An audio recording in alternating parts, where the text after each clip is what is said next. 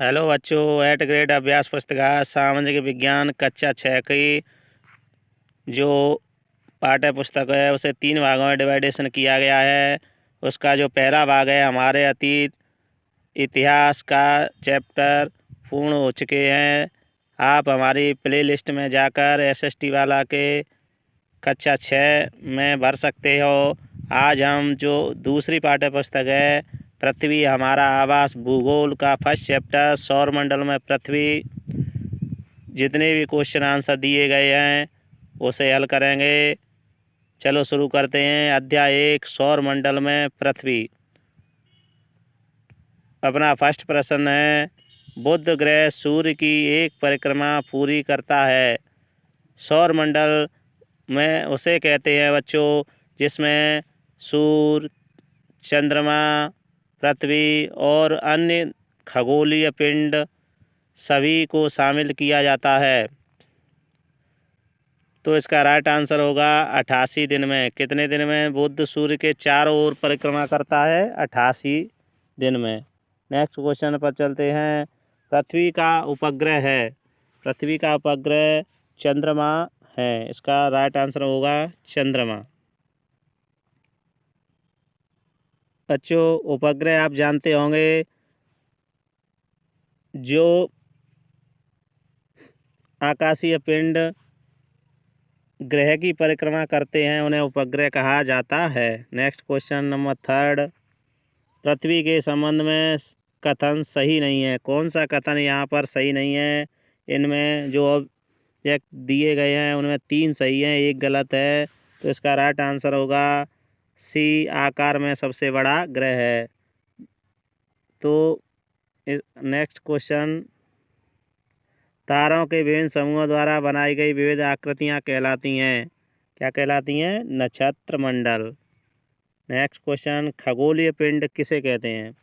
सूर्य, चंद्रमा तथा वे सभी वस्तुएं जो रात के समय आसमान में चमकती हैं खगोलीय पिंड कहते हैं। जो आपने सोते समय शाम को ऊपर आकाश में दिखाई देखा होगा और तारे, सूर्य, चंद्रमा देखे होंगे, तो इन सब को ही क्या कहते हैं? खगोलीय पिंड। क्वेश्चन नेक्स्ट, तारा किसे कहते हैं? कुछ खगोलीय पिंड आकाश में बड़े व गर्म होते हैं। ये गैसों के बने होते हैं। इनके पास अपनी ऊष्मा प्रकाश होता है। वे खगोलीय पिंड तारा कहलाते हैं। जैसे सूर्य अपना क्या है? एक तारा है। ऐसे आकाशीय खगोलीय पिंड बच्चों जिनका स्वयं का प्रकाश होता है, स्वयं अपने प्रकाश से चमकते हैं और दूसरों को प्रकाशित करते हैं, उन्हें तारा कहते हैं। सूर्य अपना क्या है? एक तारा है। नेक्स्ट क्वेश्चन नंबर 7, प्राचीन समय में लोग रात्रि के समय दिशा का निर्धारण किसकी सहायता से करते थे?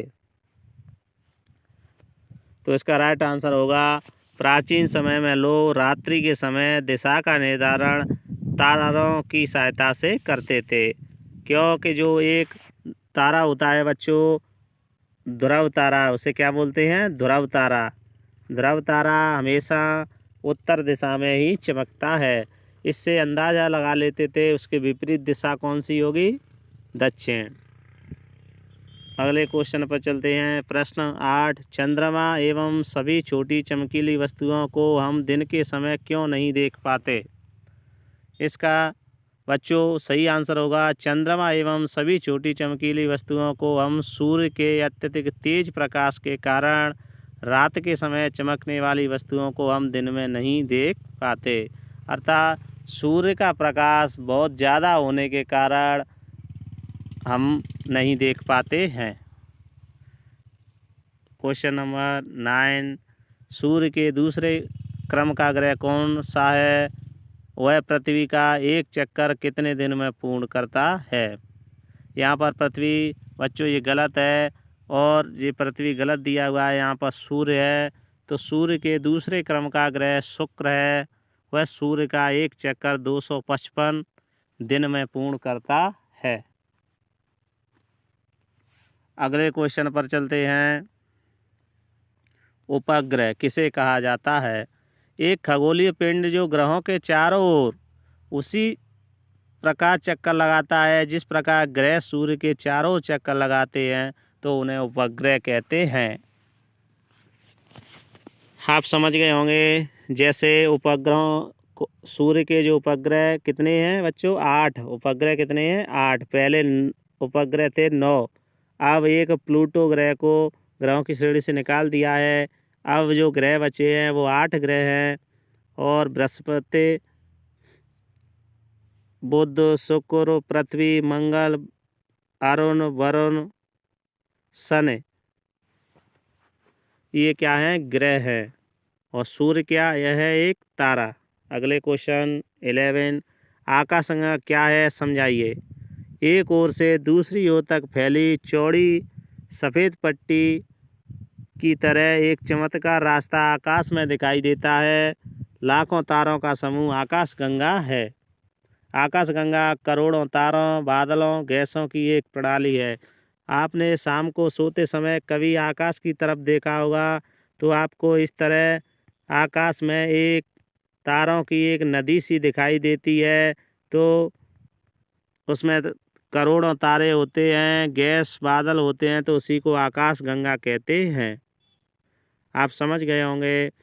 बहुत एक नदी जैसी दिखाई देती है आकाश में, चमकदार तारों की रास्ता दिखाई देता है, तो उसे ही आकाशगंगा, मिल्की वे कहा जाता है।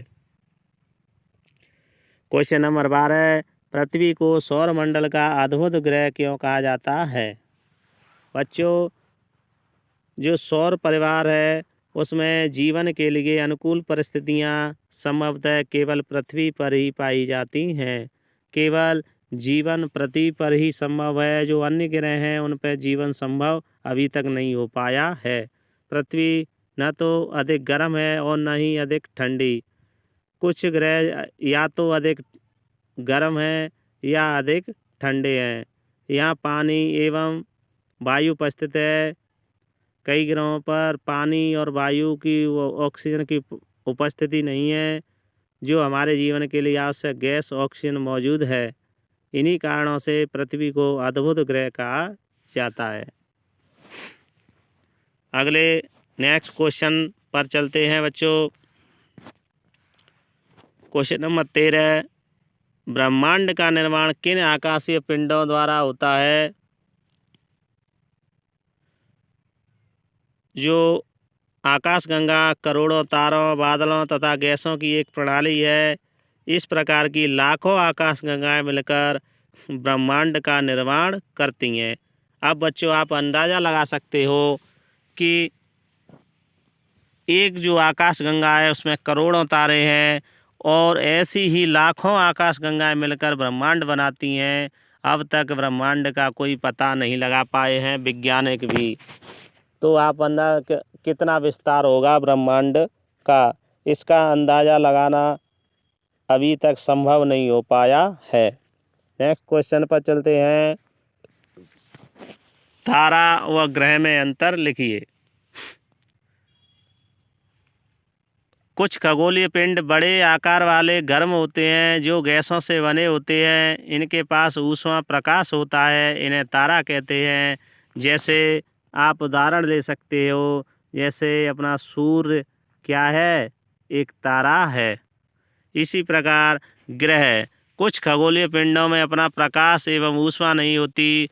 वे तारों के प्रकाश से प्रकाशित होते हैं। ऐसे पिंड ग्रह कहलाते हैं। ग्रहों के आप एग्जाम्पल तो ले सकते हो। अब ग्रहों की संख्या वर्तमान कितनी है? 8। जैसे बुध, शुक्र, पृथ्वी, मंगल, बृहस्पति, शनि, अरुण, वरुण, ये क्या हैं? ग्रह हैं। और उपग्रह किन्हें कहते हैं बच्चों? जो जिस प्रकार सूर्य की परिक्रमा ग्रह करते हैं, उसी प्रकार ग्रहों की परिक्रमा जो खगोलीय पिंड करते हैं, उन्हें उपग्रह कहा जाता है। बच्चों, आप समझ गए होंगे, आशा है। आज का चैप्टर यहीं खत्म होता है। धन्यवाद।